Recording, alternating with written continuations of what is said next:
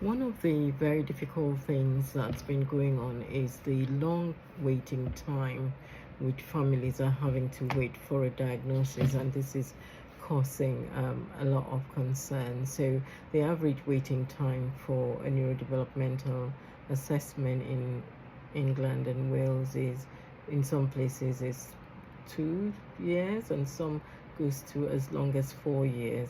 So, if you're a parent of a child who's been referred for either an ADHD or an autism assessment, the wait can be a bit unbearable because you would have completed some questionnaires initially following the referral, you filled the forms, the school provided their information, but you're still there sitting and wondering. And it's quite frustrating because you have the difficulties with schools saying they cannot provide any support until your child's got a diagnosis. And so for many families, that long wait is quite excessive. So this has been known to the uh, NHS England. They've described the waiting time in recent assessment reports.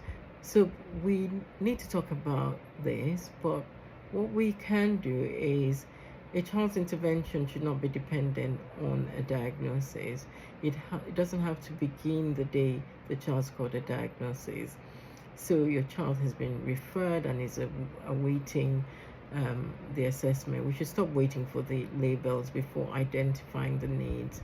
So instead of concentrating on whether your child has ADHD or autism, we can begin to document what we're actually saying.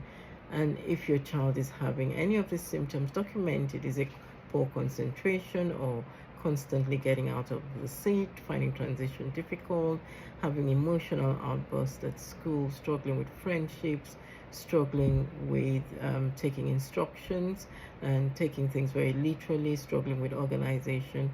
It might be your child finds homework very exhausting, has significant sleep difficulties, which can affect them the next day, masks at school, and then falls apart at home.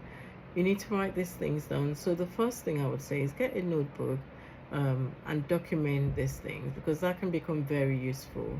And then try recording what exactly happened, where did it happen, what happened immediately before then, and what happened after, and what seemed to help and what made it worse, because over time that pattern will become clearer. I would also recommend you have a meeting with the school Senko, because if they say they can't put everything on, they can't support your child until there's a diagnosis, you can bring forward that information that says that SEND support in England is based on a child's educational needs. And there's government guidance that advises parents who think their child may have a SEND need to speak with the school SENCO, and children may receive SEND support. So it's good for you to have that information, to have that document at hand. Ask for a meeting with the SENCO. Ask them, based on the symptoms and the pattern you've seen, do you think my child has ADHD? What difficulties are you seeing? And what support can be put in place? Do have that direct conversation with the SENCO. They can begin to put practical adjustments in place at school. And you can also look at some low-cost strategies that can help. So for a child who is struggling with attention, impulsivity, or executive function, the school might consider giving them their works in smaller chunks, giving them one instruction at a time, giving them written as well as verbal instructions, allowing them movement breaks, reducing unnecessary distractions so they can look at the child's sitting position. They can look at task lists, visual timetables. They can give them extra prompts when they're starting work and breaking large assignments into smaller steps. All these are things that we would usually let the schools know and put in the strategies when the child has a diagnosis. But they can begin to do that now. They don't need to wait. And if the child is showing some autistic traits, they should think about the noise, the sensitivity, the sensory changes, the transition, communication, sensory overload. These are things that the school can begin to work with. And then the school should look beyond whether it's ADHD or autism. Some children have learning problems which have not been addressed.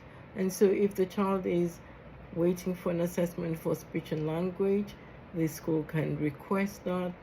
The school can put the child forward for an assessment of their learning. If they're struggling, your child can be referred for a hearing or vision assessment. They can look at what they can do if the child is struggling with friendships and emotional well-being. So all these are things that the school can put in place. If sleep is severely disrupted, discuss this with your GP. Ask to be referred to some sleep courses and be directed there by your special needs health visitor for those who are younger. But even the GP surgery will have access to information on courses. You should learn about your child's profile. You do not need to diagnose your child yourself, but you can, understand the profile so that you can know how to support them. Change the language that you are using if you think they have got genuine problems with listening. So instead of saying, I've told you 5 times, why aren't you listening? You might begin to wonder whether that instruction was too long and break it down. And if your child is having a tantrum, think through, is he being overwhelmed? And if they can't behave, if they can behave at school, why can't they behave at home? You might begin to consider whether your child has had a busy day working at school and now finding it hard to cope, and therefore they dysregulate. So think about the structures at home. So for children with attention, organization, and executive function difficulties, try having very clear routines in the morning. Have a visual routine for the clothes, the breakfast, the teeth, the bag, and the shoes. And then for homework, let the task be short. When your child comes back from school, they need some form of breaks. Give them brief breaks before the next task. And at bedtime, it's good to have a predictable sequence at roughly the same time each evening. This helps to build consistency in the way they work. And ask for whether there's support for parents. They might be directed to some parent courses around. You might be directed to some support groups. It's important you learn about different parenting approaches. This doesn't mean that you are a bad parent or ineffective parent. It just means that for your child, they need a different approach. And one of the things that we recommend is putting together a 1-page profile about your child and call that document Understanding My Child. Let that document have your child's strength. What are they really good at? What do they enjoy? Other people don't know, and this is something you can present to them. What things do they find difficult? Attention, noise, transition, organization, social situations. Put it on that 1-page document, because it's an easy document for you to hand over to the Senko. What are the early warning signs that shows your child is becoming very overwhelmed? It's good to show this and share this with the Senko. What helps? Is it moving about? Is it movement break or quiet space? Or giving them information visually? Or giving them advance warning? Or do you just need to leave them to have that time? And sometimes that's what's necessary. And give it to the adults working with your child. What's the best way to give your child instructions or explain changes? It's good to have all this. Keep evidence, but don't turn it into another assessment. So keep information about school reports, Senko plans, questionnaires, professional inputs, and significant correspondence. And seek professional advice if your child's mental health is deteriorating, because we know that this can happen, but we want you to know how to seek advice. And if circumstances have changed significantly since the original referral, go to your GP so that you can get them to send a letter to the service. So this information that's been sent is important while waiting for your child to be assessed. Observe your child, note the strengths and difficulties, meet the Senko, look at what can be put in place for your child at school, look at what you can change at home, could be the routines need to be more firmed up and doable, and then always review things. Has anything improved?